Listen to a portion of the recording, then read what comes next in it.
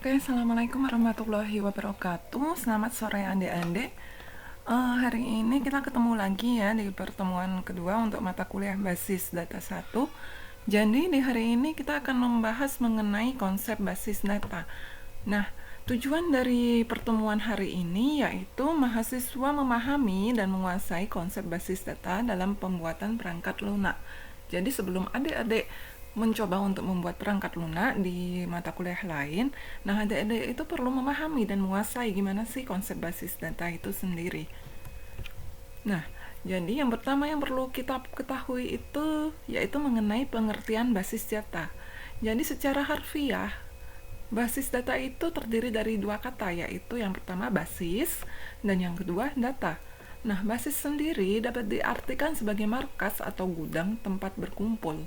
Sedangkan data itu merupakan representasi fakta yang mewakili suatu objek yang direkam, baik dalam bentuk angka, huruf, simbol, teks, gambar, bunyi, atau malah kombinasi dari kesemuanya. Nah, sedangkan secara istilah, basis data itu bisa diartikan sebagai himpunan kelompok data atau arsip yang saling berhubungan, yang bisa diorganisasi sedemikian rupa agar kelak dapat dimanfaatkan kembali dengan cepat dan mudah. Sedangkan pengertian basis data yang lain yaitu basis data adalah kumpulan data yang saling berhubungan yang disimpan secara bersama sedemikian rupa tanpa adanya pengulangan yang tidak perlu atau redundansi untuk memenuhi berbagai kebutuhan.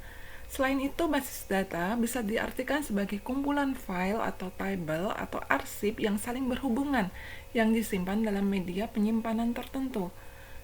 Basis data bisa diartikan juga sebagai kumpulan data yang dapat digambarkan sebagai aktivitas dari satu atau lebih organisasi yang berelasi. Sedangkan menurut El-Masri, basis data itu merupakan penyajian suatu aspek dari dunia nyata atau real world atau mini world. Misalnya basis data perbankan, basis data perpustakaan, basis data pertanahan, basis data perpajakan, basis data pendidikan, dan lain-lain. Nah, basis data itu merupakan kumpulan data dari berbagai sumber yang secara logika mempunyai arti implisit, sehingga bila data itu terkumpul secara acak dan tanpa mempunyai arti tidak dapat diartikan sebagai basis data.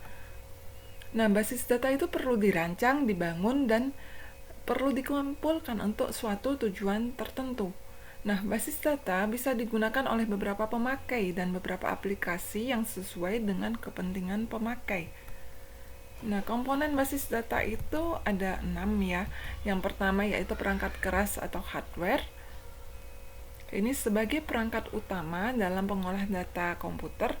Lalu ada perangkat lunak atau aplikasi yang digunakan untuk mengelola dan mendukung proses pengelolaan basis data, misalnya pemrograman C, Basic Pascal. Lalu ada sistem operasi atau operating system yang digunakan untuk mengelola aplikasi basis data dan penggunaan sumber daya komputer. Lalu ada basis data lain yang mempunyai keterkaitan dan hubungan dengan basis data itu sendiri. Lalu ada sistem pengelola DBMS, misalnya Access, Oracle, dan lain-lain. Dan yang terakhir ada user, yaitu pengguna yang terlibat dalam pengelolaan basis dan penggunaan basis data. Nah, basis data itu tentunya berkaitan dengan sistem manajemen basis data atau database management system atau DBMS. Nah, DBMS adalah sebuah tatanan atau keterpaduan yang terdiri atas sejumlah komponen fungsional atau komputer yang saling berhubungan secara bersama-sama dan bertujuan untuk memenuhi suatu proses atau pekerjaan tertentu. Nah, sistem ini merupakan gabungan antara basis data dan kumpulan program atau perangkat lunak DBMS.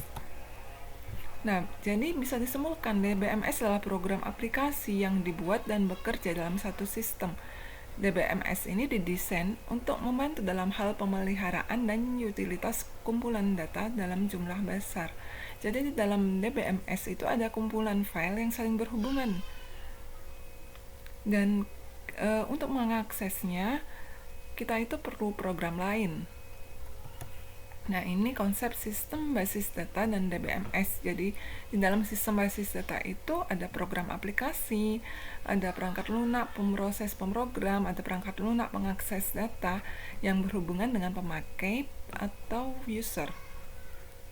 Oke, selanjutnya kita bahas tentang tujuan dan manfaat penggunaan basis data. Jadi di sini ada 7 tujuan dan manfaat penggunaan basis data. Yang pertama, kecepatan dan kemudahan atau speed, sehingga kita itu bisa melakukan penyimpanan, perubahan, dan penampilan kembali data secara cepat dan mudah.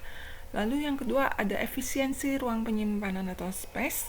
Yang ketiga, ada keakuratan data. Jadi dengan basis data itu lebih akurat dan terjaga.